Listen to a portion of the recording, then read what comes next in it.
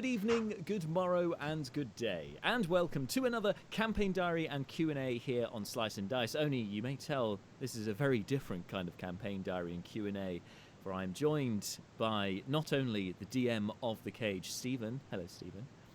Hello. But also Hello. by Angelique, who's not only a guest on the Many Lands campaign, but is also one of our regular players in the Cage campaign as well. Hello, Angelique.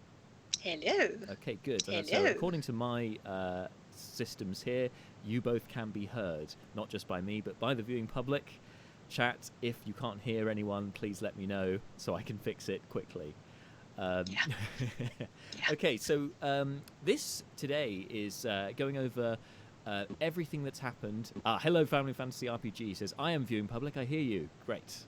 Yay. I hear you guys. Nice. Thanks. Yay. Thanks, Colin. Nice. Thanks for tuning in. So, today's is really a recap, the first we've had, on everything that's happened in the first 6 sessions of the Cage campaign. So there's a lot to talk about, which is why I wanted to draft in these folks, because it's a lot for just me to waffle on about, and it'd be really interesting to hear your points of view, both of you, not only because you're players, but also because you're both DMs, along with myself, with, of course, Angelique being the DM for Tales from the Sword Coast, which is what brought this group together in the first place, and we'll be revisiting that later on today, talking about that. But obviously, Stephen is the DM for the Cage, and I'm the DM for the Many Lands. So, what a fine bunch we are indeed. You can see both sides of the divide of Dungeons and Dragons.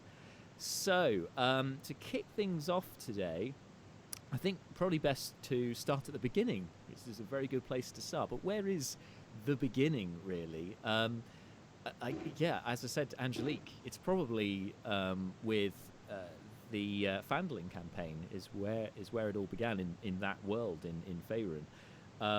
So when you were world building and I approached you with the idea of having an offshoot one-shot type game within your setting, just talk us through what went through your mind with that and how that process was. Well, we were neck deep in our story when we decided I wanted to take it a bit easier. I needed some breaks. I needed some breaks of DMing, and the idea was to kind of fill the gaps. That's kind of where that started. And I by adding another place that was not anywhere near, not far, but not near from where we are. With our current characters in the main campaign. Taking this little town, self-contained place, but still close enough that it could potentially have ties to the main story. Oh, is there an echo? There is, but I think that's. I can see that actually. You're both coming through at the same time. That's weird. Sorry, carry on. It's an echo. We can still hear you, so even if there is an echo, I'll just try and fix it. Okay. What was I saying? Right. By being in the self-contained little village, which was Amphil. In that case, we could create this own little one-shot and have this separate group of adventurers that didn't necessarily have anything to do with the main campaign, but we could easily make ties with them if we wanted to. And I immediately ran with that idea.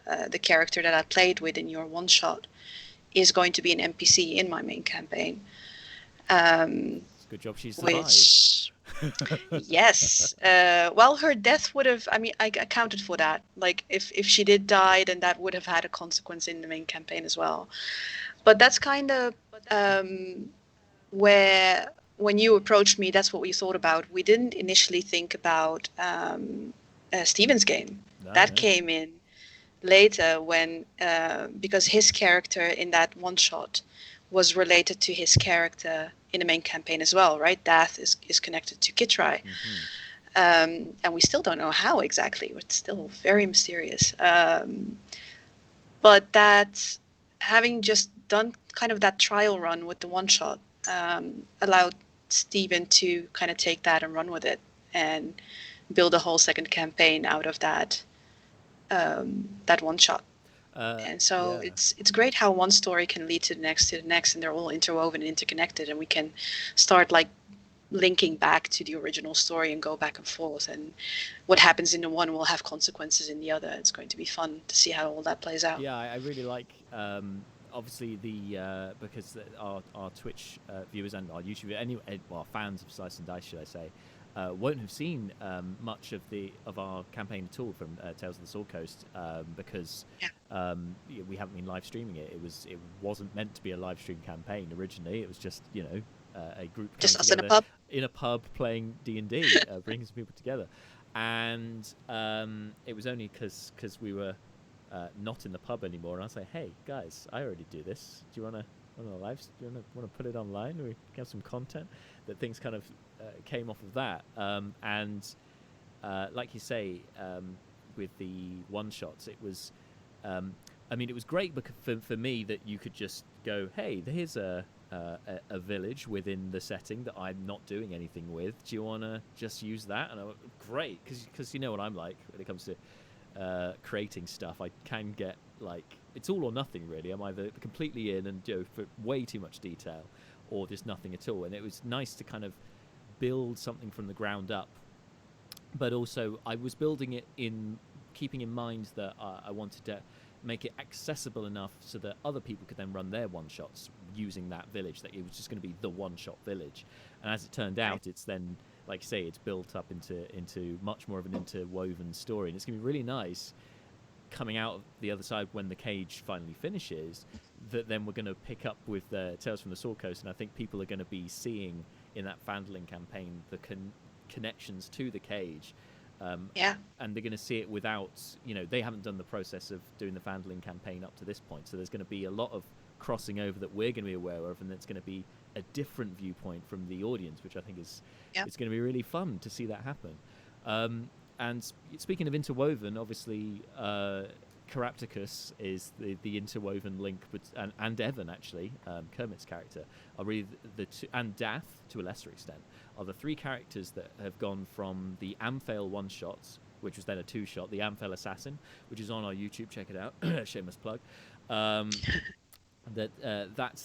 they're the three characters that have then moved into Stephen's campaign, which is the cage, and that's what we're talking about now. And it was an interesting, I can't remember exactly, Stephen, why it was that it ended up being me doing the session 0 and then handing it over to you. I think it was something to do with it. I think it was quite last minute when that exactly it was definitely last minute. I think Angelique had decided she wanted to take a break, and then we were kind of scrambling for next game, and then you were like, well, how about I continue the Amphail until sort of then you can take over once you hit Sigil.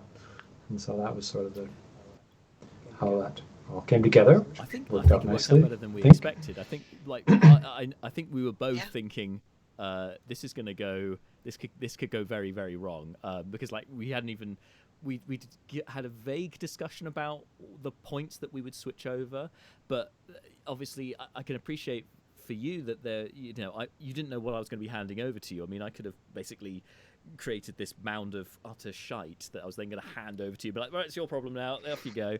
But actually, it seemed on the day pretty seamless how we moved from one to the other, because there was that definite, well, quite literally a door, a gate, a portal, which was then your turn, over to you. But how did you find that? Because again, it's something I've never done before, handing over DMing partway through a session. So how was that for you? For me, it was. I mean, it was fine. It was kind of where I had envisioned it would sort of end and start, and I thought you did a nice. I really liked the lead up to it. It had this sort of the right level of mystique to it.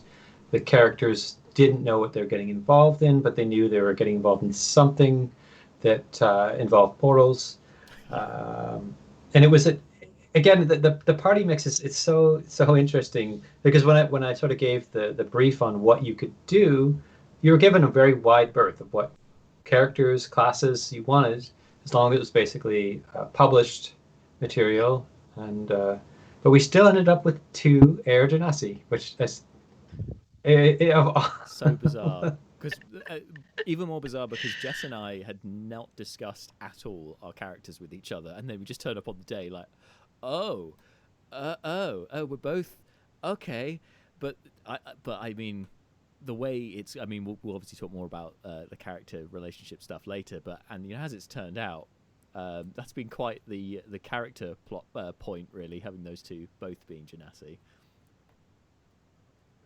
Oh, it's been great because it's also yeah. We'll talk about more, but I definitely like it because it's not like you're not brother sister. You're not like it just happens to be you're the same race. Totally would happen, especially given Planescape, the cage, with those planar races, like they're quite common. So yeah, they're very common, and it also helps because you are actually lacking that aspect to your party. You have a lot of primes in a place where primes should not be. Yes, that's definitely a plot point. But then, of course, I mean, what were we expecting? We were coming from the prime plane to then over to over into plane into the into Sigil and the rest of the planar the planes. Sorry. So take us through, Stephen. Now, sorry, in terms of the sound issues, for some reason, when I have both of you up, the sound seems to echo. So I am manually just switching between you, so that so if you can try not to talk over each other too much, I'll just be here frantically moving dials. That would be much appreciated. But actually, Family Fantasy RPG. Collins just asked a question: Is there a lot of Githyanki lore in this campaign, Stephen? Great question for you. Well, there could be, depending on where. So, essentially, there should be a lot of lore added to this, because one of the sort of major reasons they're here is a Githyanki. Actually, it was not a Githyanki, sorry, but a Githyeri sort of got them to the plains, and he was sort of the pivotal character. Something that is not really known in Angelique's campaign is my character is a half-breed of a Githyanki and a drow. Don't ask me how that happened, because that's all behind the scenes being worked out, especially seeing, as far as I can tell, the Gith are from eggs. So mixing the two is definitely gets me magical. But yeah, so I'm hoping there's going to be more lore with Githyankis, and especially it's so weird how things come together when you look at Baldur's Gate 3 and you see this like Githyanki being pivotal. And when I started the campaign with Angelique, that wasn't even out. I had no idea that was even happening. And there is some very, I mean, maybe it's just what with Gith you're going to have the crossover that you can see happening in Baldur's Gate 3. There is definitely bits of that are playing in here. And so hopefully the characters will get more in with the Githyankis. It's one of the things I'd like to explore. And it's interesting because it is actually like a wizard's creation. Githyanki, I think, do not exist in any other lore than wizards. I can believe that. Yeah, and it'd be like you were saying with obviously the connection with Kitrai, the character in Angelique's game, and then Dath, who was the one who was very, some would say, too interested in Crapticus's notion about opening a portal, and was the one who ended up opening it. And he's kind of been this. I think he should be more primary focused than he is. He's more of a secondary. Oh, we should probably get him back. Well, we're also like, we should find our way home. But yeah, we should also find that guy because he was with us too and he went missing. Sorry, Angelique, I think you wanted to jump in. Yeah, I was going to say that the Githyanki and the Githzerai have been on my mind from the very moment we started with the cage, because, of course, while most of the players did not know about Kitrai being half Githyanki until very late, I knew this from the start, and we've been talking a bit about that. And when Baldur's Gate came out, we've been talking about that, and we've been kind of working out his background and his story in the background as we went. And it's one of the characters I've been the most excited about, because I think it's the one with the most unexpected twists and turns to his story. And then when he made Death for the one shot, I was like, okay, I need to. This is our chance to actually get the rest of the players to know more. But we didn't go into that background a lot. And then I was like, okay, now we're starting with the cage. Now we're going to get some more about that. And what do you know? Death disappears. So it's for me, I've been like, I'm just, okay, I want to get to it. But to kind of respond to what you just said, Jack, it makes sense that he is not the primary concern of the characters right now. They jumped through a portal, they fell down the rabbit hole, and they found themselves in a place, they're way out of their depth. They have no idea which way's up, what's happening, where are they going to end up next, how do they get back, they have way more pressing concerns right now than this character who is to them a stranger. Really, they have not had time to really bond with him.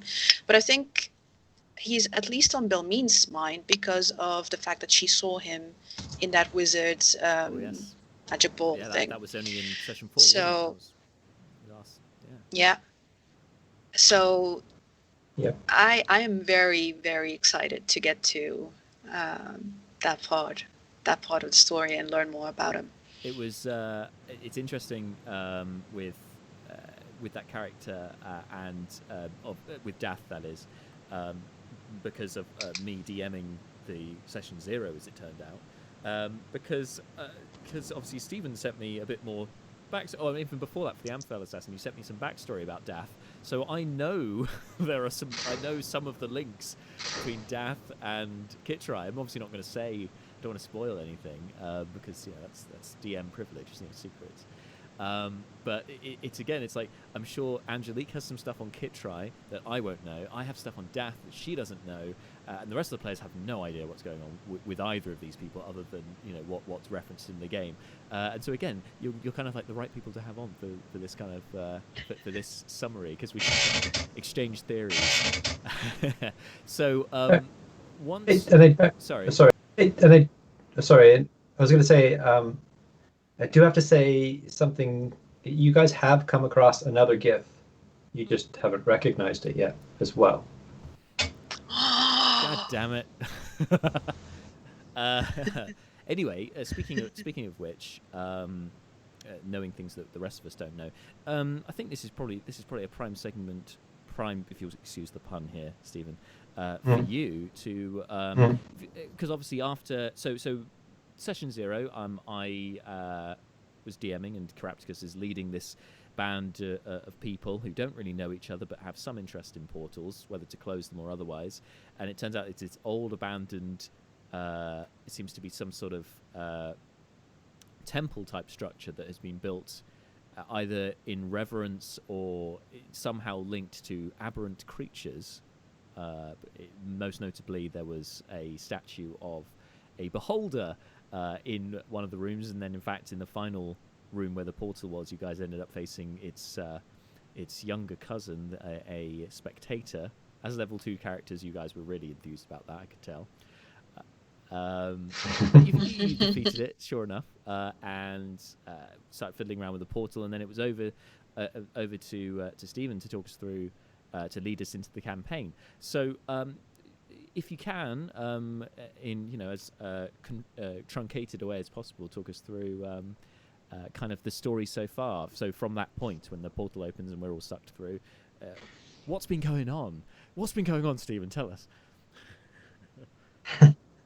So, to try to this in a succinct way, but not ramble.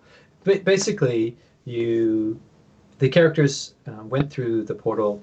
And mostly to Dath's miss or accident of opening it, We don't know at this point if he meant to open it or what his plans were with it. Then you went through your first portal, which was fun for me to play with as the DM. Where you went through the portal. None of you had really done portals, maybe except for Celine, as even her backstory. So that was where we moved, and you moved next into. It was actually an interdimensional space where you met a halfling who seemed to be crossed with some sort of demon, who quickly left you to a destroyed building. And you had various funds getting out of that sort of interdimensional space, which dumped you into Sigil. Along the way before you got there, you managed to pick up a somewhat annoying skull, which has been aptly named Scully, who's currently in one of your backpacks, mostly forgot about. But it's fine. I'm sure he's not mad at all. It's okay. That's a turn up for the books. That's true. He's not gagged.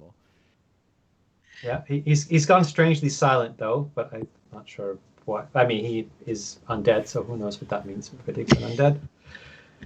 So then you were dumped into Sigil, where you came across some of the people. You met some Harmonian, which Carapticus quickly annoyed, which seems to be what Carapticus does. That's on brand. And then after that, you managed to end up at a local tavern where Carapticus decided to put on a show, almost killing one of the patrons. Yeah. I mean, he did need immediate healing, or he would die, but he survived. It's the main thing. He did survive that. Yeah, it was a good performance too, aside from the near-death experience. It was. Yes, it did. But strangely enough, the inhabitants seemed to love Carapticus. So that night they tried to revive him coming out from the performance. He did an actually really good performance after that. Rolled okay on that last one. Yeah. Which was very nice. Very much to the surprise, I think, of the party. The party had actually never seen Carapticus do anything useful or good before, but that was nice. I think maybe even Celine was impressed, although she'll never let that. She's never going to admit that, is she? Out. Nope. And then from there, you guys came across a petitioner, which is the first time most of you had ever heard of a petitioner before. And the way you came across it was an intelligent book reached out, unfortunately just about damaging or killing most of you. And then you agreed to help them on a quest to say or return the book that the petitioner had out. The petitioner's name was Jason. And he was a cat, which was... Oh, it was a bit confusing because you had a cat talking to you, a book talking to you, and I believe Scully was interjecting as well. So there was 3 inanimate objects all talking to you, giving you advice on what to do, how to do. And then you ended up going over to the gate town that leads into Mechanus. And from that, you found that the book's owner had disappeared here on Lifegiver. And some of you, well, you guys don't know, but this is, you're basically, there's a module I'm using heavily for sort of the idea behind what to do with you in this bit. And you're at the very beginning of that module, so we'll see how that goes. I don't want to give away the name because then you can look it up, but it's fine. You can probably find it out. And then after that, you guys ended sort of in what you think it's a version of Lehman's mansion. Yeah. And during that, you got sort of sent to a maze. And that's where you are now. That's sort of the quick sum up of where you're at now. Thank you very much for that. Yeah, that was actually, I think this would be good for Angelique, actually, for speculating on this. Like, because obviously our two characters are clearly the most intelligent characters, and also the only two full spellcasters in the group. So it goes with the territory, I guess. Good luck to them, right? Yeah, right. And we're also the first two to discover the wizard in his mansion, and then it feels like we're in a world within a world. Like it feels like we're. My theory, I think probably Karaptikus's theory too at this point, is that somehow either we've travelled via another sort of portal, like this sphere, this orb the wizard was looking into, is a portal, or we're actually in like almost like a micro universe, like within that orb. I feel like we're in the orb. We're like, worlds within worlds sort of thing. Like yeah, it's definitely. I wouldn't think it was another portal. In the same sense, like that, the one that went to Mechanus, those type of portals. I don't think it's something like that. It would be something within that realm of the mansion, or like you said, the orb, that specific item. Because that rat creature came for it. Yeah. Did like a witch type thing with the energy going towards it. Go ahead. I was going to say the agent from the Agent of Chaos. Yes. As in the guild. Yes. All about guilds. But she's so I mean, technically that spell, you're in an interdimensional space, but you've not left the plane. Yeah, that makes sense. Yeah. But interestingly enough, you have managed to enter into the Shadow Dell and the Feywild while in there. Equally, it felt like we then dropped down another level as well. It feels like almost Inception level, like levels of dreams that we're dropping into, because we've dropped into this interdimensional space within the orb. That's the theory, right? And then the mansion was already an interdimensional space because it was bigger than it should have been for that space within that building in. It was a cupboard exactly. in that. And then we dropped another level down, because once we went into the orb, we were like gaseous forms, and then took form when we actually touched our bodies again. Yeah. Again. And then when we were back into ourselves, and then touched the table with like the green square, the grey square, and the other square, and then we went down in. I feel like we've gone down into that, and those were representing. Working theory was representing the Feywild, the Shadowfell, and the third one, which I'm assuming is more like the Prime plane.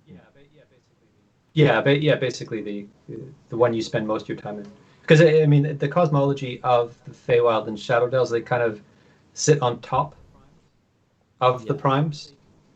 Yeah. But they don't usually in my research and what I've sort of added into this campaign is they don't usually, so you can't usually reach them from an outer plane, which is where you are. And I think Huron actually mentioned that when you first entered the room, that he was seeing something he couldn't be understand. The Feywild. Yeah, that's what he said. And it's similar to. Sorry, go ahead, Angelique. I was just going to say that wherever we are now, we can theorize about that. But I also think wherever we are, somewhere in one of those mini versions within that orb is that as well, because that's where we saw him. Because we saw he's him captured. Yes. Him captured, and there were these. Stephen, didn't you describe it as there were these other people in this sort of cell area with him that appeared and they to looked have, like they had tentacles or something on their faces? I did. Is that right? I did. Illithid type creatures, perhaps. If you were to get a game, definitely. We wouldn't know. Yeah. Oh, yeah, we wouldn't know, but I've Yeah, no. I don't mean that. I just mean that's what you would think, and that all ropes back into the Dath Kitrai sort of mythos. Because it seemed that he got nabbed essentially, because he was first through the portal, and yet he didn't go into the same space as the rest of us, or if he did, he was out of it before we entered it. It felt like he went on a completely different trajectory to the rest of us. Yes, but I mean, to be fair, he's not. I mean, he's an extraplanar who's used to portals. Yeah, so he wouldn't hesitate at jumping through. Probably wouldn't feel that as bad as side effects as the rest of us did from traveling. And he also, I mean, from his character side, he's really naive and he kind of expects everyone to know what he knows. So I think he was assuming you would be right after him. Yep. Well, that makes sense. For all the good that did him, because he's now locked up somewhere and we got to go rescue him. Well, to be fair, that's what it looked like. Who knows? That's what it looked like, yeah. It could be. Nothing is ever as it seems. He could be just stuck in a waiting room, waiting for some forms. Forms. Don't talk to me about forms. Not after session 3. Yeah, that was too much. It was perfect because we were like trying to be good people and doing the right, the lawful thing, and it was just so hard. It was so damn hard to do it. Frustrating, but in a good way, frustrating. It was a fun session. So I think we've kind of touched on some of these already. Big questions with the campaign, as in we've been speculating about where we should end up, and where we are now. But Angelique, I'd like to hear your theories first of all on where do you reckon Dath is? What's going on with him? What's your gut instinct telling you? Ooh, I find it hard to answer that without giving too much away, but with what I know. What do you think Belmine would think? That's a good question. I think Belmine found him very naive and just he was kind but naive, and I think she probably believes he's in a world of trouble and needs their help desperately. I think that's what she thinks. And whatever those creatures were that seemed to be holding him captive, that's what it looked like. Whether that's the case, we don't know, but that's what it looked like. And they did not look friendly, I assume. Those tentacled faces.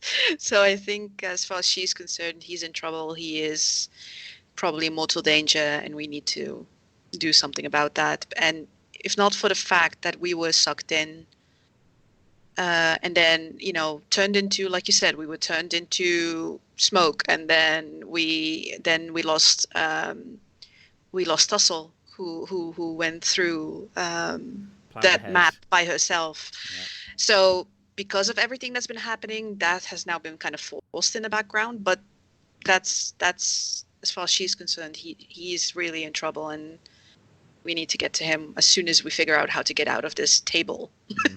Yeah. This map. And actually, sticking with Belmine, so I guess we'll go through these with the other characters as well. But as you're here anyway, with Belmine, so what is her?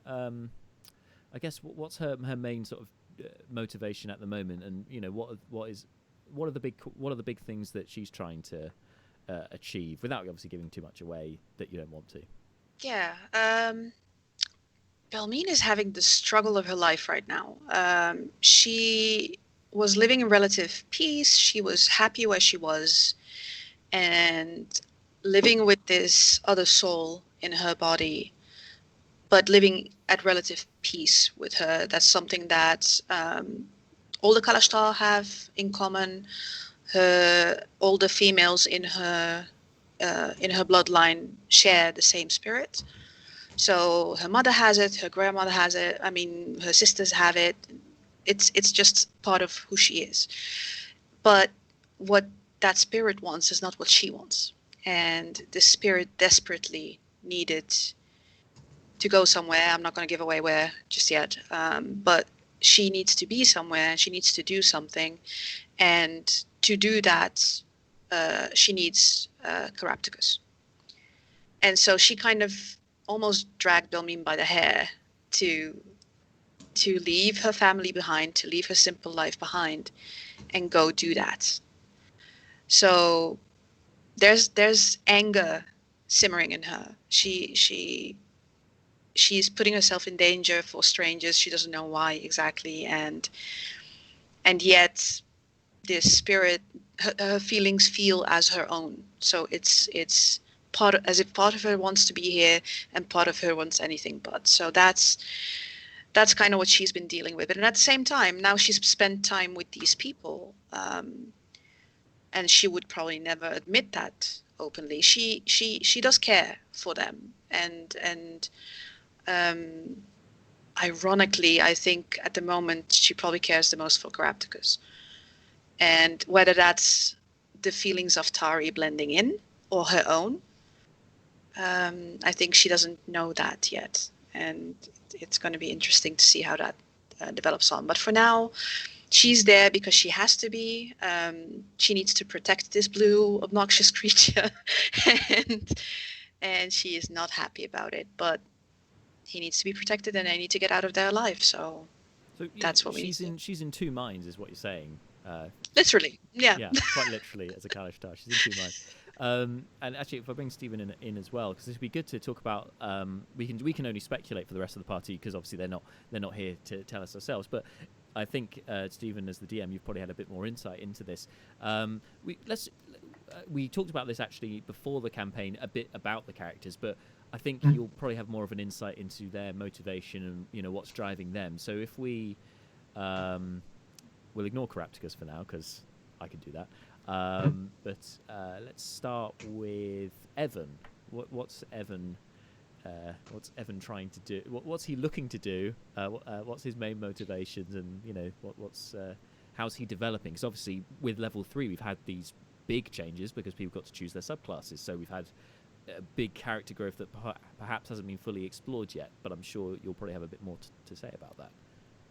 Yeah. So with Evan, it's nice because most of you have given me sort of bits and pieces that you would like, and I've sort of run with that for a lot of them. And especially Evan right now is sort of in focus because he's sort of factoring in more to the current bit that you're in. Yes. But his whole Dundragon side, there's some, and I'm not going to give any spoilers because there's definitely some big things you'll find about his side next session, most likely. Pretty much we will have to, but just the way it's going to work because of the maze. It sort of ties some of the characters together, which is good. And I like he took I think the Ancients, I believe, is his. Yeah, Oath of the Ancients, that's right. Which actually works really well because the stuff that I've sort of mapped out for him taps in with the Feywild and the Shadow Dell as well. One of the things you will learn most likely next session is that he's actually not from Forgotten Realms. What? I mean, he was like... That is a huge bit of info. That is huge. That is sorry, Angela, because I know you're off on the thing there, but I heard you. But yeah, that is a huge bit of info. Yeah, huge. Because he always gave the impression. I was thinking in the last session, is Evan basically Luke Skywalker in the sense that appears to be this local farm boy, nothing going on in his life, and then suddenly adventure comes his way, and it turns out he's much more important than he ever thought he would be. Yes and no, because I mean it's nice because there's a lot. Unfortunately, I don't know if I meant to, but it's sort of spun out of control on what it all means and what it's all because again I'm borrowing heavily from some old second edition modules, plus I have the stuff I wanted to get involved with Kitrai and Dath, and then now each of your characters have also added bits and pieces to it, and yeah, so Dath, and even because as you know, Tussle has a very strong connection to the Feywild, which is again shown up in her choices with the wild magic barbarian, which literally just became became official with the release of Tasha's Guide to Everything. I think literally just before our latest session, and she'd just chosen it at Arcana. And she had actually been planning this for a bit because when we first started the campaign, she asked me if that would be possible, and I thought, yeah, that's an interesting idea. I'd asked for some changes in the sense that I wanted some of the magic to be more mechanical looking, but because of how it would affect her. It's worked well, especially for me knowing that's how she wanted to go. It helped me sort of push it in that direction. And yeah, I'm very curious to see how Kermit, who plays Evan, is going to handle sort of some of the reveals I've given for him. We'll see how it works. It's going to be exciting. Sticking with Tussle, actually, because you kind of neatly moved us on to her. So, Warforged, which in of itself, not of the Prime Material Plane, so it would seem, has connections to the Feywild. What's she doing? What's her story at this point? We've got some insight as recently with the Feywild stuff and her hand being cut off, and now it's reappearing. Yeah, what's going on there? Well, I mean, for her, it's interesting because the background she gave works very nicely with this, and the fact that she was sort of torn from the Feywild and she ended up here and she wants to get back. I mean, she sort of revealed that to the characters that she wants to get back to the Feywild. And the sort of what I've got planned with a tie-in for her and the overarching sort of bit I see, it kind of all works together like that. And she's, I think Lucy's done a very nice job of developing that side of her, where she's sort of given an artistic side to a machine, which is playing out well and coming together nicely. And she's starting her, she's having fun with the character. The characters, as you guys are all sort of interacting with this machine robot, which I don't know how much you even think she's alive at this point, if you think she's alive, or she's more just an automaton. It's strange, especially given, I'll bring you into this, Angelique, as well, given that we've now gone into automata, so we've been given a lot more insight into, as you say, automatons, into robot-like creatures. Yeah. And Tussle being basically the Terminator who's trying to learn how to love and art and to emote has been very interesting, especially as a barbarian as well. For Belmine, Tussle is a very disturbing character because Tari, the spirit in her, when she first bonded with a human, and that's how the Kalashtar came into being, that first person was from Eberron and would have known the concept of Warforged. And while Belmine doesn't know much of that, she senses that odd familiarity, that I know what this is, but she hasn't seen this before. And it's familiarity in the back of her mind, it's kind of nagging at her, and it's just very disturbing to see that something she feels is familiar to her is so violent. Like that very first session with her, how she cleaved that, what was it, an orc in half? Yeah, I think so. Something like that. I don't remember what it was. An assailant, anyway. The other one took half her hand. Yeah, so, that yes, and it just, why does she feel more familiar than Genasi? Or why I don't like this, the way she acts, and yet there is some familiarity because it's a home plane, right? Mm-hmm. We come from the same world, and or at least her ancestors do. Belmine's ancestors do. She was born in Toril, but her ancestors come from Eberron. Actually, I think with Carapticus, with Tussle, I mean, he's obviously very curious and inquisitive, probably some of his better qualities.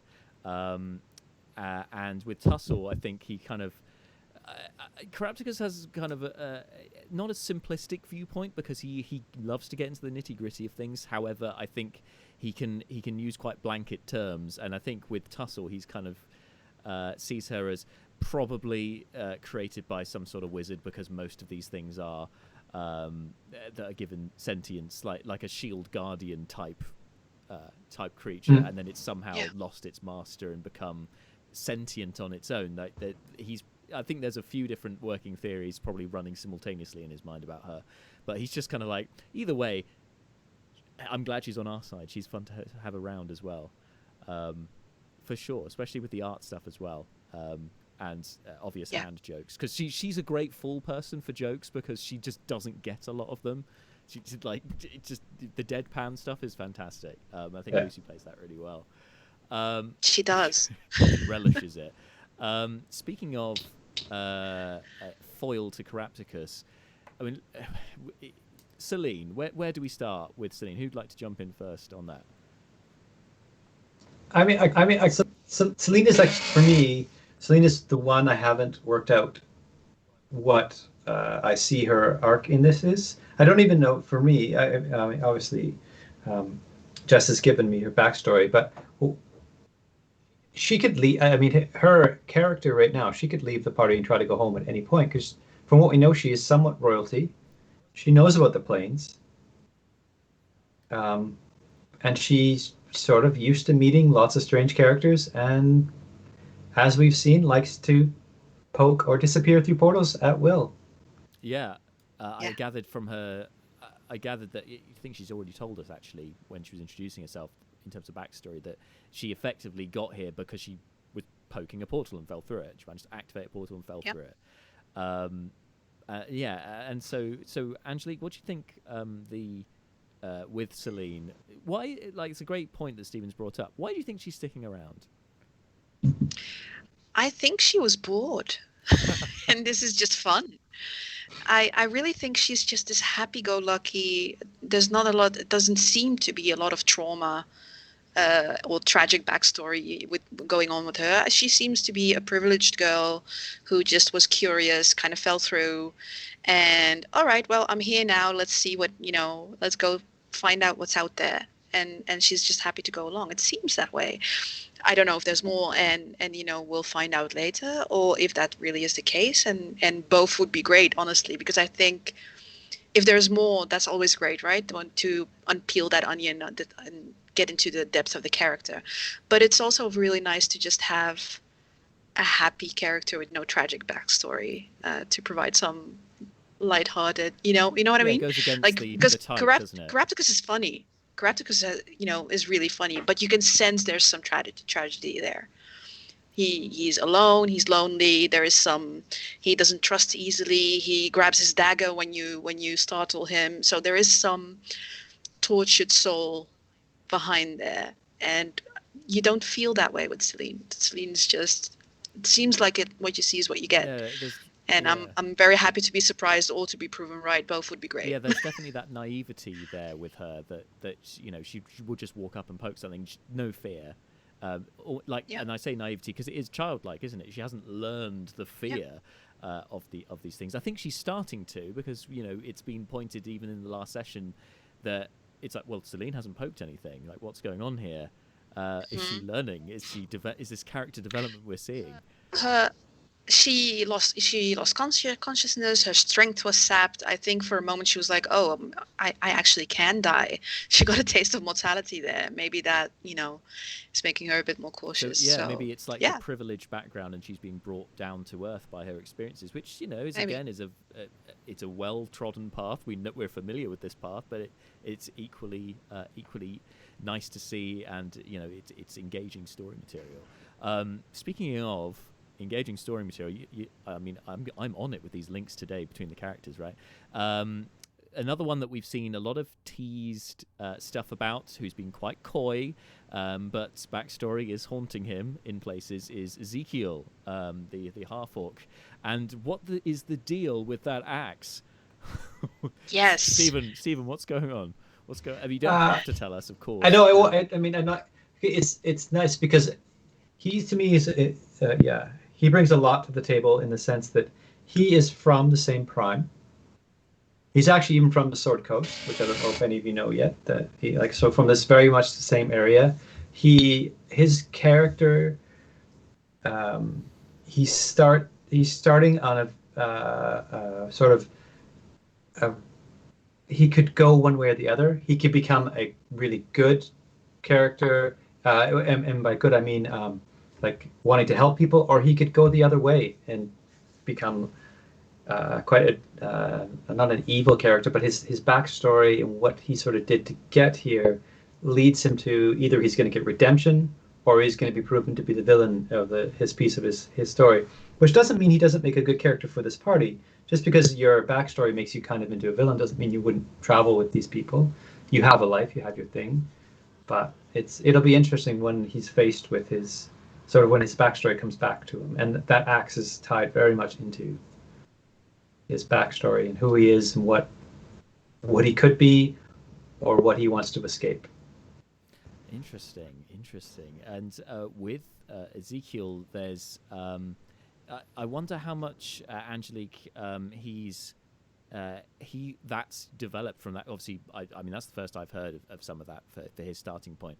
But do you think that he's possibly changed at all, or been forced to change, or perhaps had his viewpoint maybe has been changed a bit by recent events? I mean, in the last session, for instance, he was quite valiant. He decided to get round the other side of this Minotaur to lure it away from the rest of the party, or possibly trying to escape. But he ran into some grease, and then suddenly he's unconscious, and then he's brought back by these guys that he's been tagging along with. Perhaps like that event was more significant than perhaps we originally thought.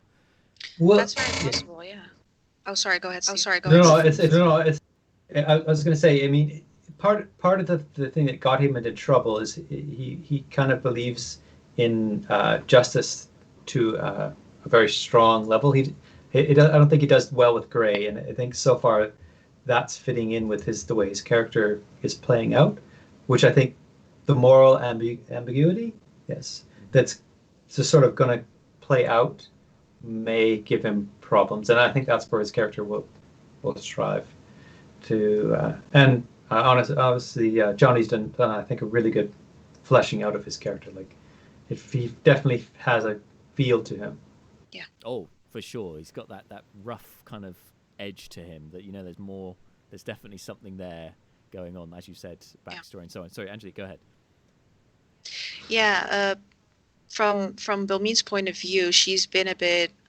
She's been keeping an eye on him since that axe showed up. She's a bit suspicious of him because before that happened, she actually thought he was one of the few in the group that seemed to have common sense and wasn't impulsive, and didn't just jump into things, and was cautious and knew how to track and be stealthy and all that stuff. So she initially thought, okay, let's follow his lead. He can, guide the group and take us to the safe zone. And now she's like, oh, there is an aspect of him there that she's not quite sure about. And I remember we did an inside check there, and he had no clue about what was going on with the axe either. So she's very suspicious and confused, knowing that I think it was from the Beastlands, wasn't it? Someone told him that it had a field of the Beastlands or something. Yes, it definitely has a strong tie to the Beastlands. And but I think Jonny is excellent in bringing his characters to life. Like the way he plays between. If you compare how he plays Zeke compared to how he plays Thiel in the Vandeling campaign, it's night and day. It's so different, and I love it. I absolutely love seeing him play. I think that's a very good point. And actually, drawing on how Carapticus kind of views Zeke, I feel like, well, Carapticus kind of almost not clinically, but certainly he has pigeonholed to an extent the members of his group. Like they can do this, and they're useful because they can do this. I think he has. I think he certainly has some affection towards each of them in his own unique way. Some more overtly than others, like Celine, for instance. But like, there's definitely care there. Like, as soon as Ezekiel went down in the last session, the first thing Carapticus is doing is, I'm gonna fix this. I'm gonna save him. I'm gonna get him out of there. And I think on the face of it, that was just gut instinct. Perhaps there was a bit more. Well, this guy is the survivalist. He's going to help us in the wilderness should we get into wilderness, so it's good to keep him around if you're going to look at it pragmatically. But I don't think Carapticus is that pragmatic. Like, I think he kind of breaks that wizard tradition of being a bit more, emotional intelligence as well as general bookish intelligence. But yeah, Ezekiel, I think because they're so different, that he really, there's almost the Geralt and Dandelion kind of feel between the two of them. It's actually a very good analogy, yeah. That's how I feel. Whereas Evan, it feels more like he respects Evan and his rank, and that he's a man of importance, and knows that Evan is the kind of person who will have sway in a conversation because of his stature and the way, his eloquence, even though he's more of got a southwestern accent, but he's got a way with words, and he can see that. Ezekiel is like the person you're going to want with you when you're out in the middle of nowhere, which, let's face it, they basically are at this point. So speaking of Carapticus, last person to cover, of course, on the main party is Carapticus. And I hope the same can be said with the night and day difference between Carapticus and Novice, who play in Angelique's game, because I think we all, to an extent, went like that. We had a character in Angelique's game, and we went for the opposite, essentially, for Stephen's game, just to change it up a bit. Carapticus obviously was an NPC in the Amphail Assassin adventure, which eventually will be put into an adventure PDF and released out. So he'll be there as an NPC for that.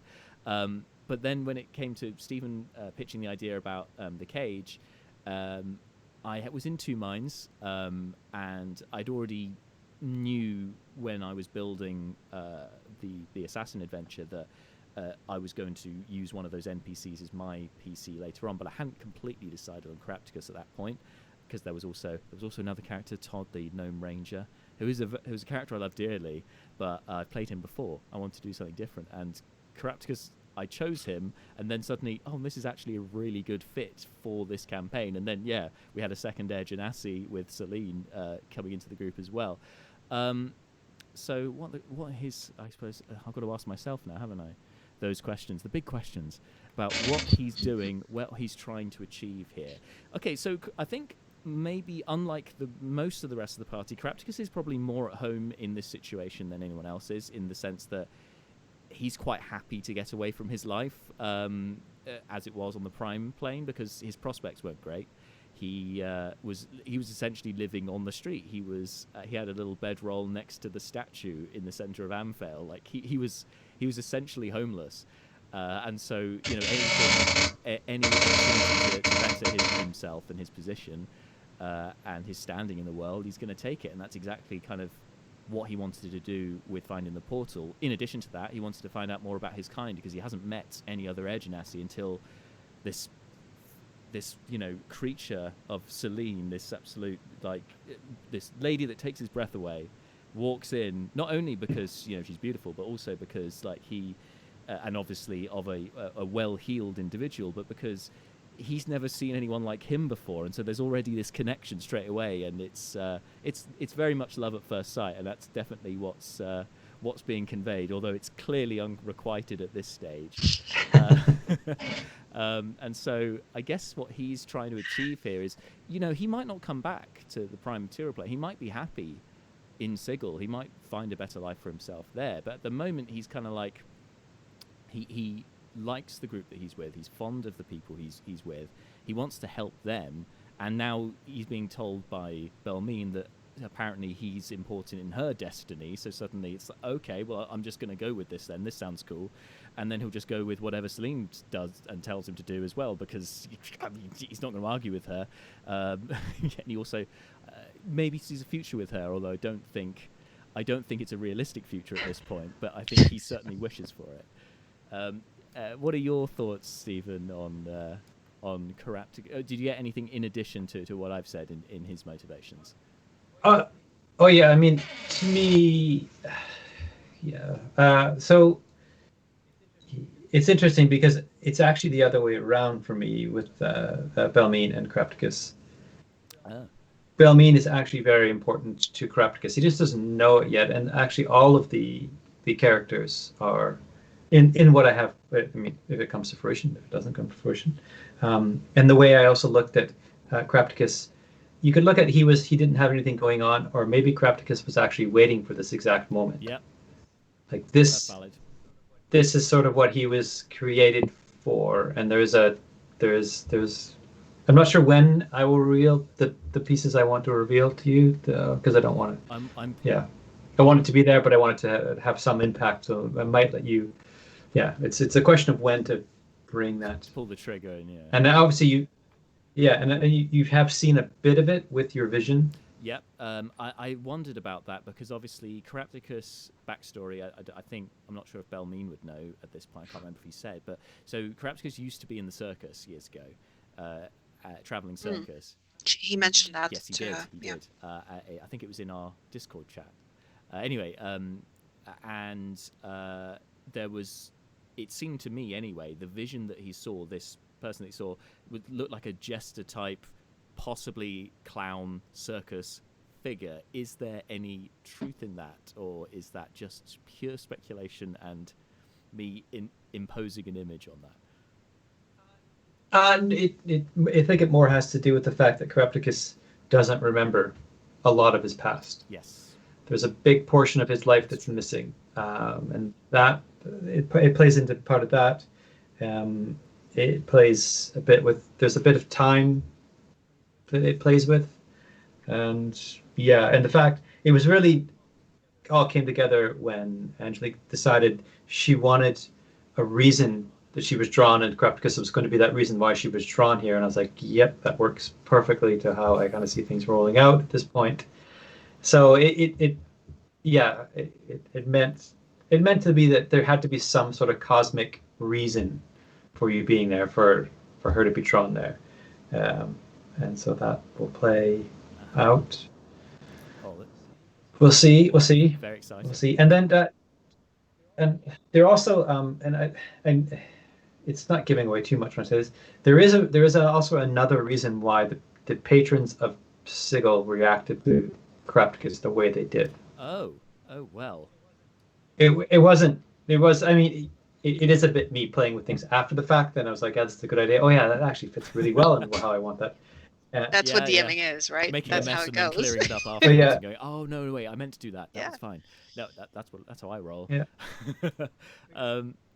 Because especially with the planes and Planescape and the way it deals with belief and how thought matters, and echoes of thought can cause things as well, and it's just so there's a lot of sort of pieces that sort of hopefully will fit together. We'll see. Again, I told you it's spiraling out of control. As it always does with DMs make great plans and then the PCs come in and ruin it. That's generally how it goes.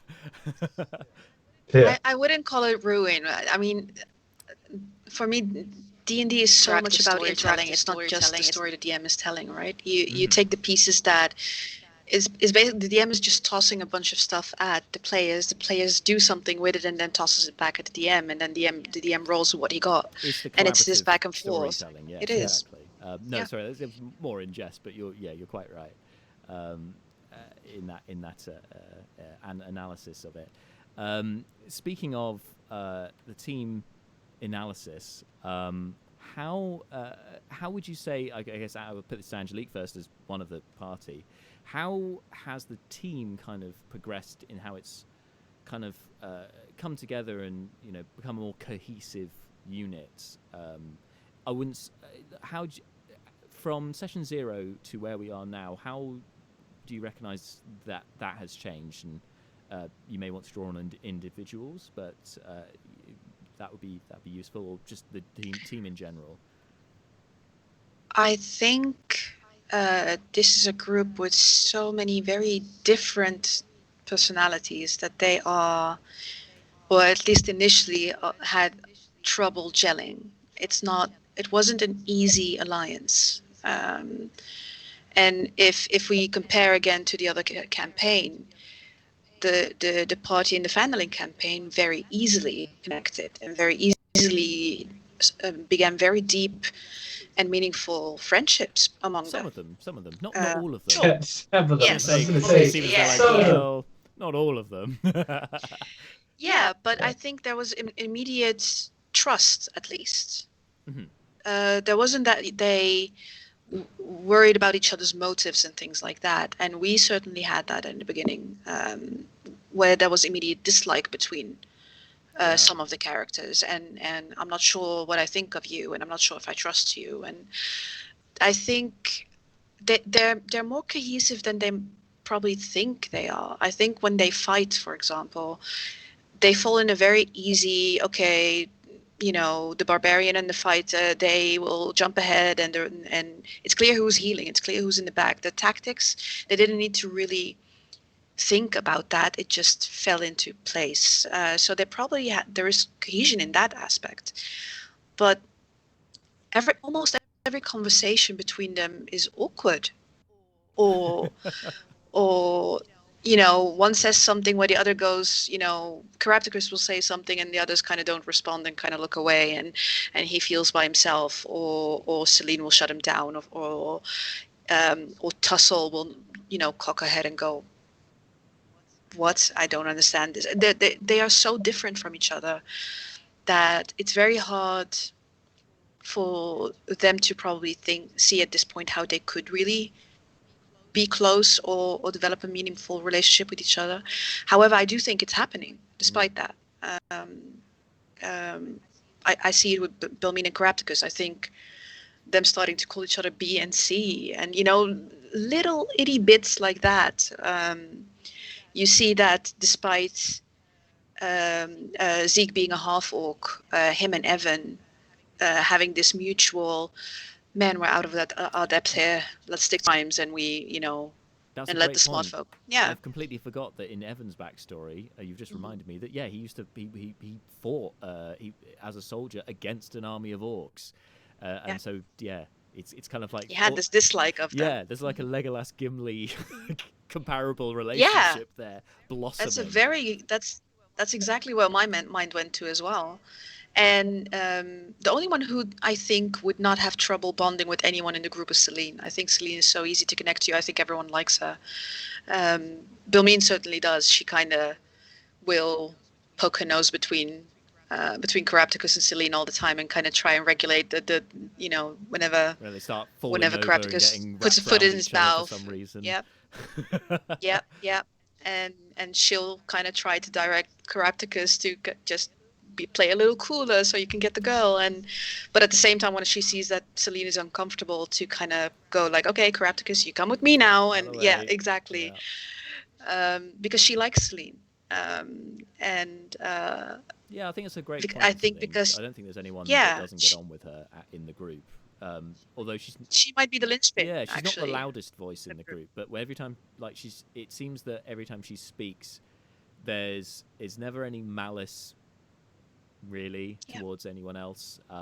It's more inquisitiveness, and as Stephen was saying and you were saying, her backstory, it seems she seems to have the least demons, so she's just quite amiable.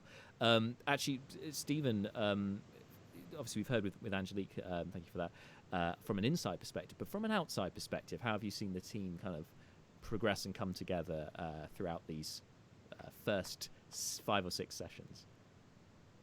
Well, I mean, it's interesting you do draw the parallels between the two campaigns, because I would definitely say there was in Angelique's campaign, maybe in the initial trust, but I think it's interesting in that campaign where I think the trust was so easy, and then all of a sudden the character sort of said, wait, doubt. Why do I trust you?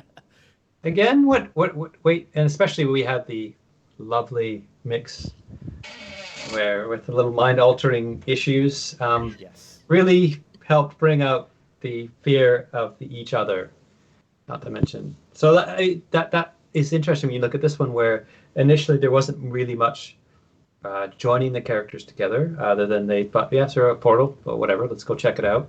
Some of them had more reasons than others. And then they sort of keep being thrown into these situations where they have to rely on each other. Yeah. They have to work together.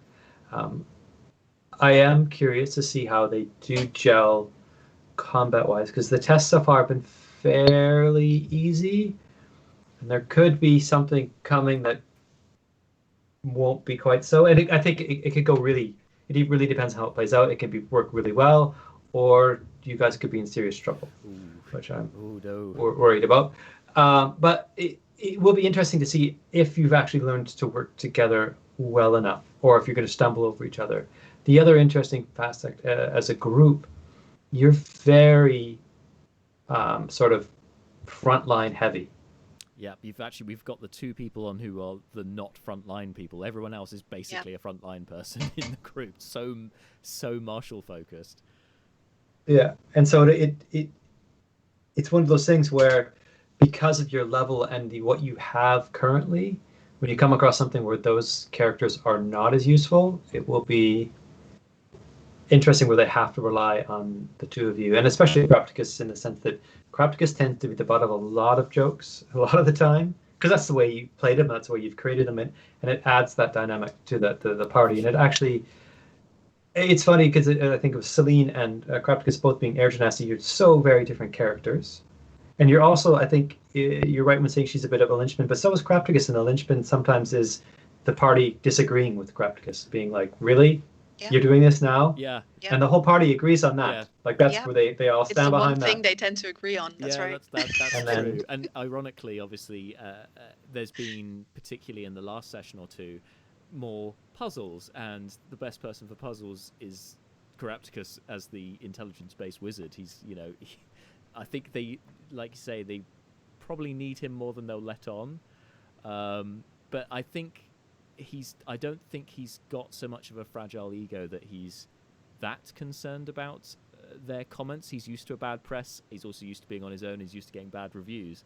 So it's weird. I feel like a lot of the characters are probably used to being on their own, and then that's probably one of the reasons they've been so reserved coming together. Whereas if you look at some of the characters in Angelique's game, they came from more backgrounds of a community. Or a grouping, like Novice from a monastery, Maya from a circle of druids. Kitrai also was brought up with druids at one point, and then went a bit more solo, but we won't talk about that. And then the rest of the party, I mean, Marina's... we'll talk more about Tales of the Sword Coast when we get to it, but there's individuals in that group that are more community-based. Thielen from the Stoneblade, that's a community. Whereas these guys feel a lot more like they're soloists who have then been thrown together and they have to make an orchestra. Mm-hmm. Yeah. And actually, the one character who is very much from a community, Bilmeen, is very resentful that she was pulled away from that. So it's not working in her favor in this case. She it's not helping her work better with these people. I imagine there might be a bit of comparison with her group to these guys, and be like, oh, I'm so much better when I was back with my group. Absolutely, because they share that spirit, so they kind of know what she's thinking, all of them. So they're very much on the same page. She's not used to not needing to explain herself, and that's kind of where her low charisma is kind of coming from. She's never needed that, right? Mm-hmm. She just kind of... we're all thinking the same thing because that spirit in our heads is saying the same thing, Don't right? Need to impress anyone because we're all on the same page. Yeah. I'm sorry, Stephen, did you have anything else to add there? Because I know I came in kind of midway. No, it's funny, and then, I mean, it is interesting as well, because I think one of the characters who kind of initially had the hardest, and is still dealing with it, is Evan's character, because he does come from that very strict law. Everything is as you think, good is this way, bad is this way, moving forward. And like you say, he's now fighting alongside a half-orc. He's now fighting alongside Carapticus, who Carapticus and him have a sordid backstory together, really, of him. With Amphail, they actually have crossed paths, haven't they? And in Amphail as well, before the one shot, there's a bit of history there because they were in the same town, so they definitely have crossed paths before, for better or worse. So yeah, it's I think, and so I think his character's being forced to evolve right now more than everyone else at this current point, and then there's a lot of room for all of them. And we'll say I'm hoping things come together nicely in the next one.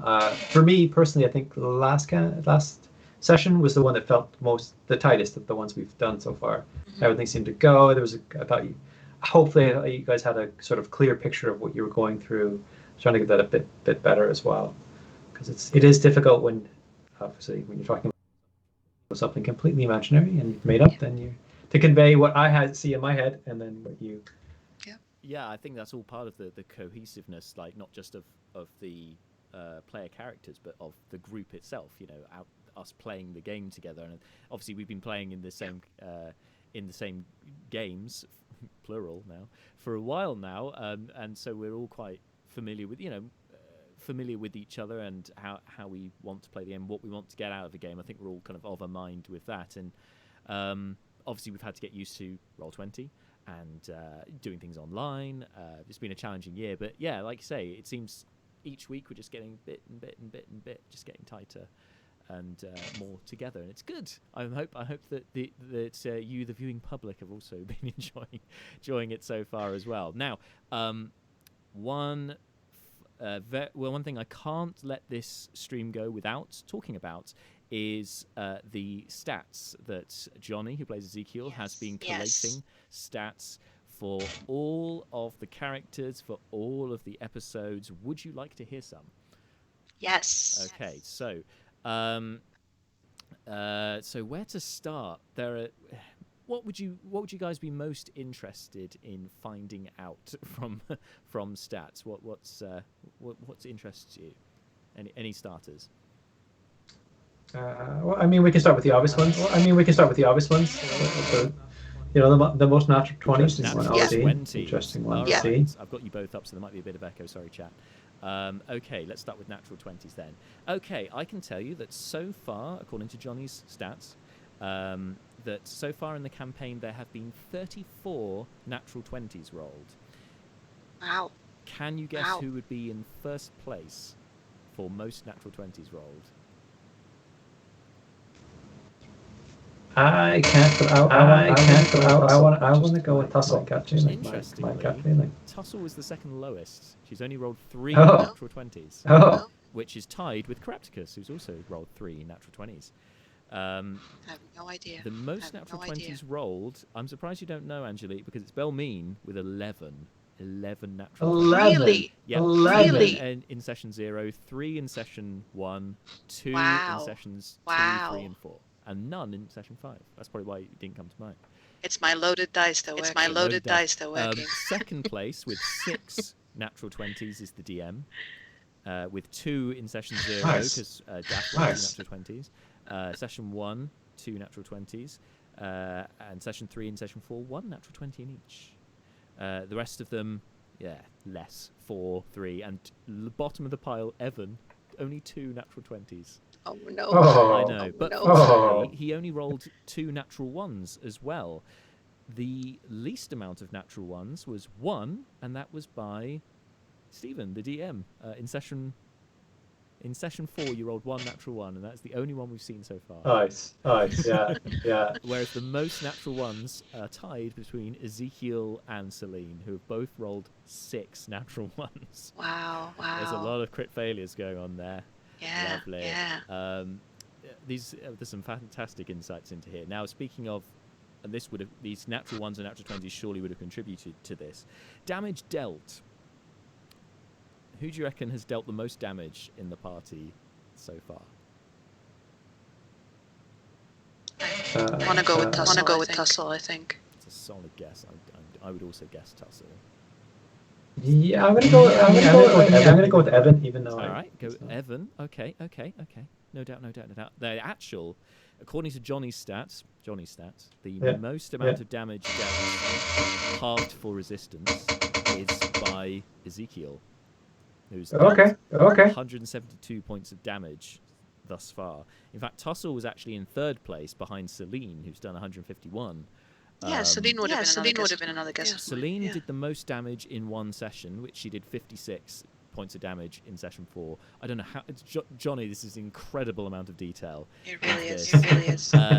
Most amount of damage taken. Who do you reckon for that? Tussle. Yes. Tussle, clear winner. Has taken 185 points of damage so far. But she's been raging, so she's fine. True, actually. I should actually bottom of the pile for damage dealt. Can you guess who has dealt the least damage? So Belmeen. Carapticus. Really? 34 points. He hasn't dealt damage in the last 2 sessions, and in session 3 he dealt 2 points of damage. which I think was for a create bonfire. And in session 2, the only damage he did was to that guy juggling daggers, which was 5 points of damage. Good innocent bystander, which is nice. And I suppose it I guess doesn't help that- Belmine does do a few guiding bolts. I think that's right though, because Carapticus in sessions 3 onwards has had a list of spells prepared to go shopping with, so there aren't any offensive spells other than create bonfire. It's just control stuff. In terms of damage taken, who do you reckon's taken the least amount of damage so far? Evan. That's my guess. No. That's my guess. Oh. Carapticus. It is Carapticus. Yeah. Only 45 points of damage so far. He stays behind and doesn't get in the fray. In session 2, he took 4 points of damage from Celine, who punched him. That was the only damage he took in that game. And second place is Belmine, who's only taken 57 points of damage again, because she's standing near the back. Okay. Yeah. So DM's like, I'm going to put something coming out the back. Yep. You already had it with the shadow. I was gonna say, without the shadow, I probably would have had, but that was a big chunk of damage. You're 100% correct. 25 points of damage in that last session puts Belmine in second place. Otherwise, it would have been Belmine. She probably would have been. So, I'm sure this will fluctuate in future sessions. Time's unconscious leading on from damage. Who's fallen unconscious the most? Someone has more than once. I think Tussle has One gone down. person Has gone has down. fallen unconscious more than once. It's either Tussle or Celine. It was Celine. Tussle's fallen unconscious once, as has Ezekiel and Evan. Carapticus and Belmine haven't yet. Whoop, whoop. But When did Celine Celine did session 3, she fell unconscious, and session 5, this last session, she fell unconscious. Yeah, I remember 5. But in 3? In 3, it was when, wasn't it when we were fighting? No, that was, I was thinking of the demon thing, but no, she definitely has, from, I think the creatures that were just attacking her, and she obviously had the 2 swords. Down, but was overwhelmed. Yes. I have to watch them again. And then now I've got stuff on spells, but I don't think we need to go through all of the spell stuff. But what do you reckon Belmine's most used spell would be? I mean, you play her. Yeah. I'm just thinking guidance maybe. No, guidance is second place. You've used it 3 times so far. 4 times you've used guiding bolt. More than healing. Apparently, yeah, you have been offensive.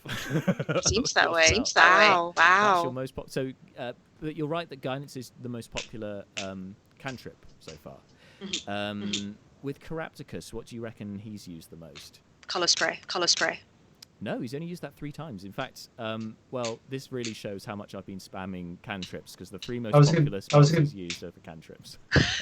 Sorry, I was going to say the create action where you create that object. Oh yeah, of course. course. Counts as a spell, but we have got a slot for that as well. Okay. The most, according to Jonny's stats, the most popular spell or cantrip that. Say that word.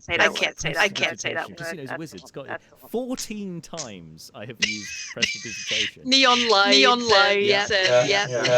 9 times. Didn't think of that as a spell. 9 times he's used create bonfire, and 8 times he's used minor illusion. So that's all 3 cantrips that take up everything. Like the rest of the spells, not so much. And then, what do you reckon Evan has used the most of, spell-wise?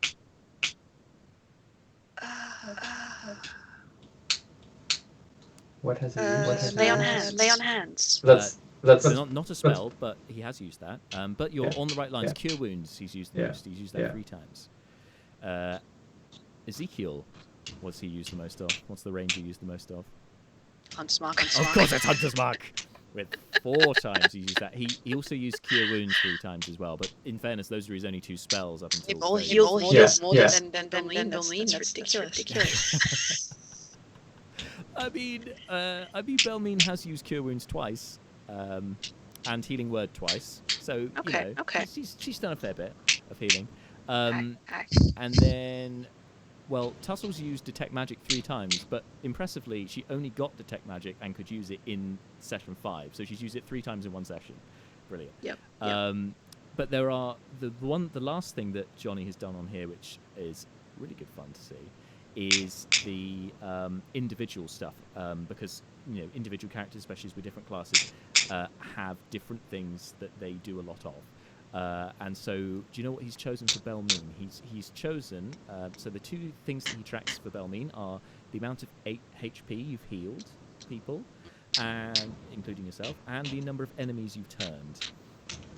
So how many enemies do you reckon Belmine has turned in the campaign? One. 2. You turned 1 in the last in session 0. You turned 1 as well. That's a while ago. But yeah, that and the shadow. And HP, you've healed 49 points of healing. So there you go. You have been doing a good job on the healing. It's good stuff. Good amount.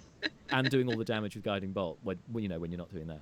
Carapticus, his 2 things that are being tracked are Minor Conjurations that we pointed out, which, you're right, exceeds Prestidigitation by 1. I've done 15 Minor Conjurations so far. I've really spammed that. That's ridiculous. Including 4 in session 0 when he was an NPC. So, in fact, that doesn't even include the Amphel Assassin, where he may well have used a conjuration at least once during the Amphel Assassin as well. He then appeared in that final battle with you guys in the sewers and water. So that's not on here, but even without that, 15 times he's minor conjured. And the other thing that Jonny's tracking is live performances. Capticus has done 3 live performances, and he's even noted what each of them is. So in episode 1, he played his lyre for the Hardheads.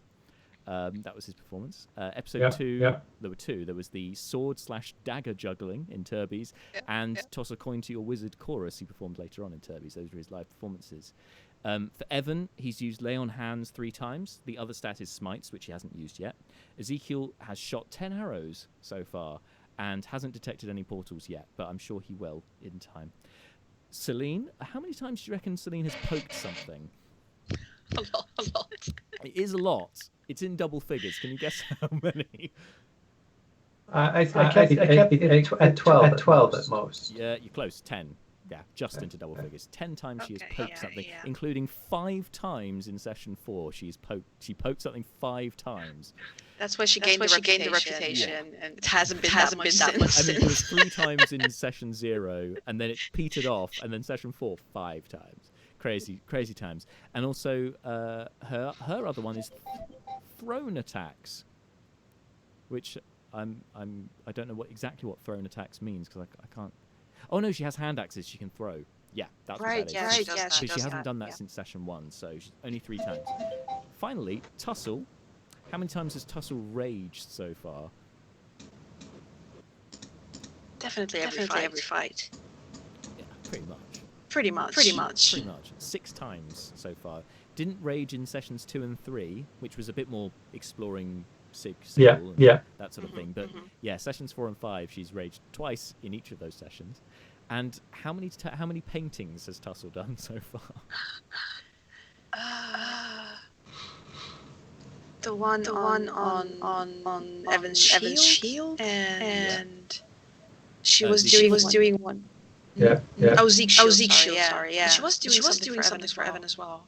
Ah, it's not. I thought she did 3.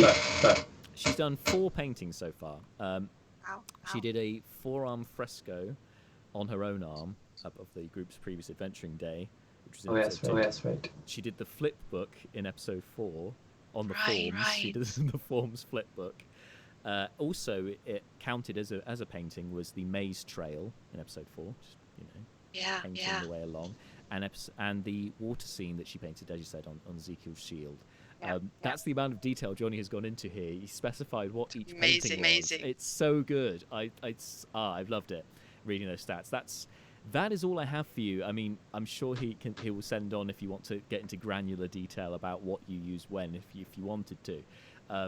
But yeah, it's a great insight, isn't it, to see how awesome.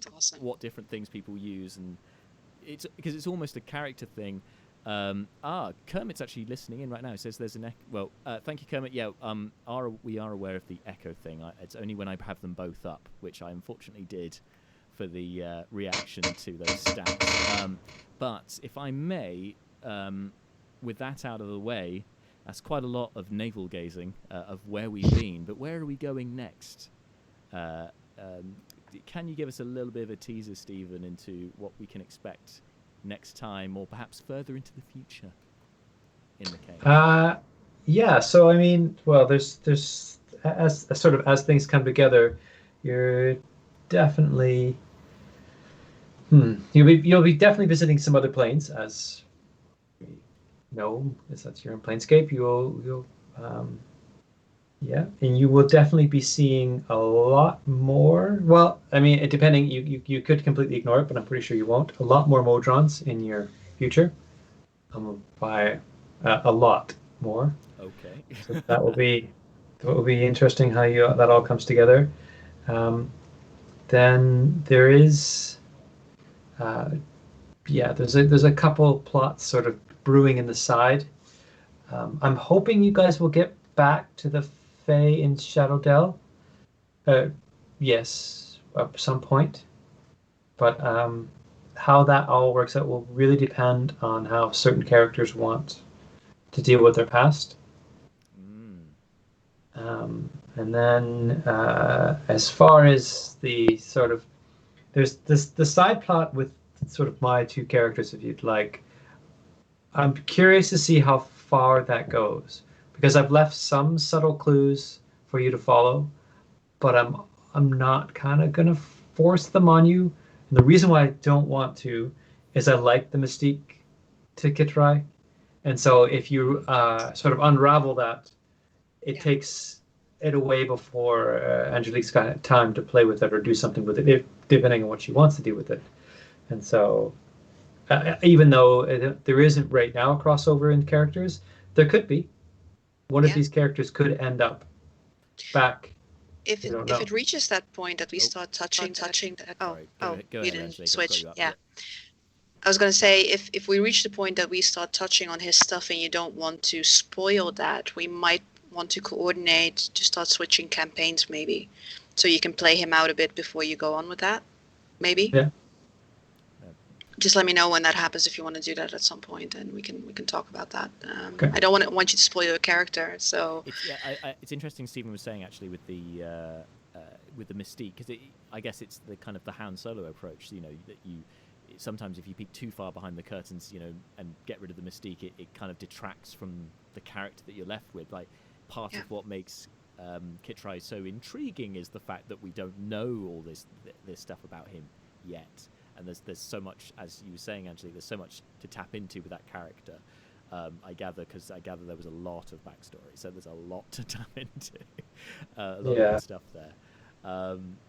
So before we go for today, well, firstly, thank you guys for joining me today for this. But before we go, was there a couple of final? Does anyone open floor? Any final questions so far about characters, about story, about anything else? Anyone wanna open up?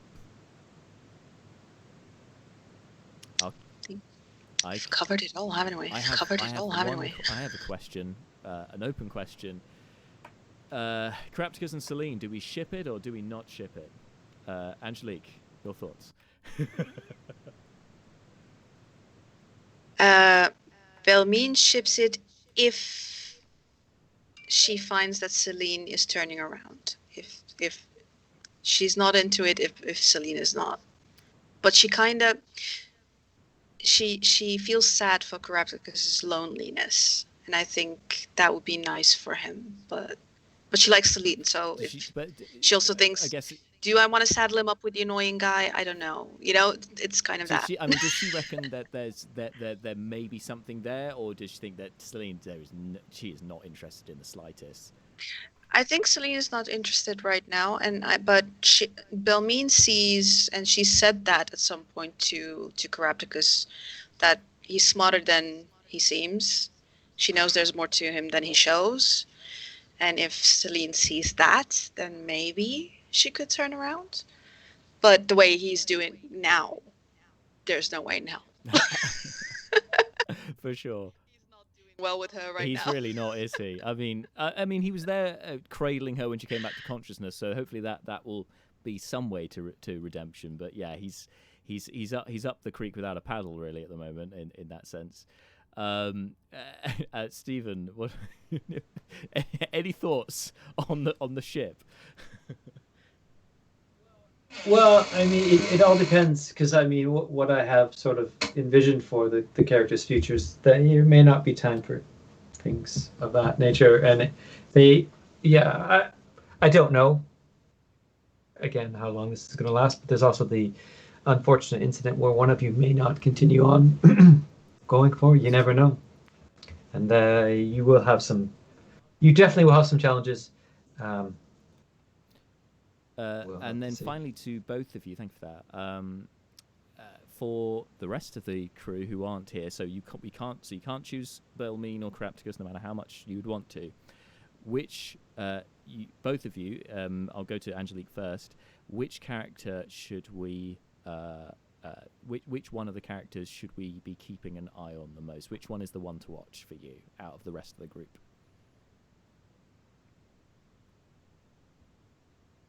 Ooh. Are you asking me or are you asking I'm Belmine? asking Angelique. So you know, which they're all intriguing in their own way, but which one would you say is the top currently? Could change next time. I think for me, Tussle. I want to know what's going on with the Feywild aspect and what turns her voice human and childlike when she speaks of the Feywild and painting, and who is she connected to that she wants to so desperately go there instead of her home plane. Yeah, good call. Yeah, I think for me that's probably the storyline I'm very curious about. But actually, it's true for all of them. But I'll pick that one. I'll pick that Stephen, one. same question to you. With your insight, I'm sure this will be interesting. Yeah, it's hard. It's hard for me because each one of the characters. Let's say who's the one to watch for the next session. Then that'll probably be easiest, won't it? Then I think, to me, hopefully, and this is hopefully how I have to say it, is Evan will be the one to watch. Hopefully that's because where you are at this moment, there is sort of a pretty good reveal, but then there is also because of Tussle's. I've tied Tussle in a bit, so we'll see how that rolls out, where she takes that. So they both got that natural slant as well, obviously with their subclasses, those two. So Feywild, all this stuff that's going on here, all very exciting. So thank you guys for that, and for being with us today, and all of you at home watching. Make sure you don't miss the next session of The Cage, which will be going live a week Monday. I'll be back on Monday here on Twitch for the Many Lands campaign. Angelique will be guesting, of course, if you can make it. I'm sure you can. Yeah, you can make it. Good. Okay. For our penultimate episode of the Many Lands for this year, we're going to have our Christmas special in the final session, which is only a few weeks away. So, but yes, as I said, The Cage episode 6 will be dropping on our YouTube. That's the Slice and Dice YouTube a week Monday. Make sure you're subscribed and following us on YouTube so that you are notified when that premiere goes live, because you don't want to miss it, especially after all this talk that we've done about it. Okay. Anyway, thank you so much. Have a great weekend, both of you, and to you at home as well. And we'll see you next time. Bye.